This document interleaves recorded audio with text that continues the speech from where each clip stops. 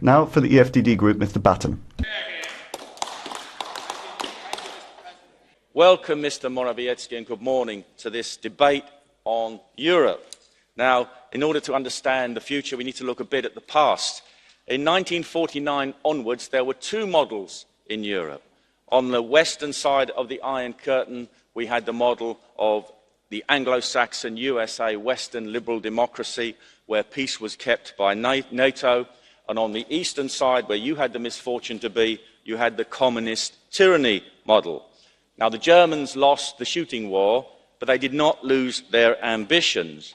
Now, Nazi Germany left us a legacy. Back in, I think it was 1942, when the Germans thought that they were going to win the war, they wrote a plan for how they were going to govern their new empire.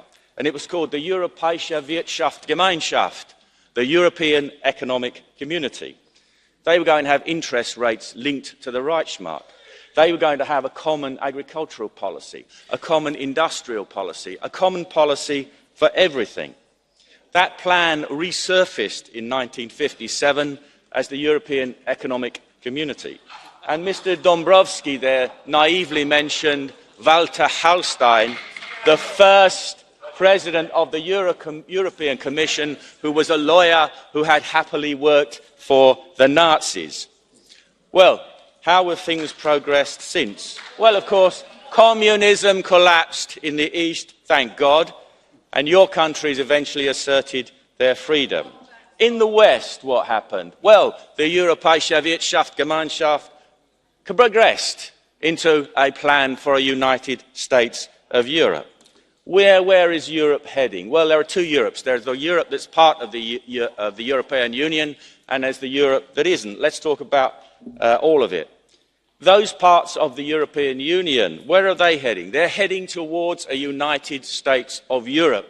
We see increased integration in everything. We've heard about this defence community. I think that's called an army, isn't it, Mr. Verhofstadt, I believe, in other countries. We see full economic, political and financial governments being aspired to. The European Union now governs almost every aspect of the citizen's life.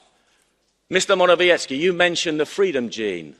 Well, that's very strong in the British, and that reasserted itself in 2016 in the vote to leave the European Union.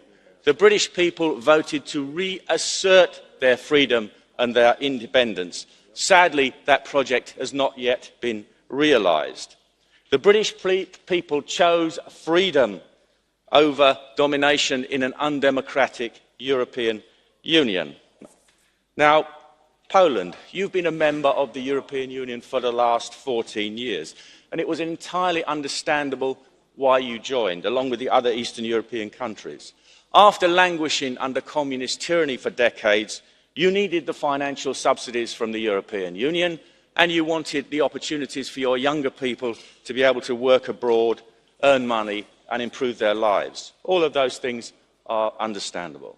But now things are looking up for Poland. Your economy is picking up, and you have personally invited many Poles to come back from their migration abroad and rebuild your economy. But you've discovered that there's a price to pay for European Union membership.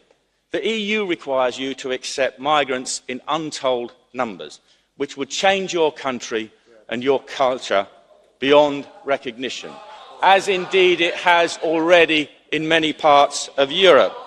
Not surprisingly, you and your government are opposing that forced acceptance of irregular migrants and refugees. But you've been threatened by the EU.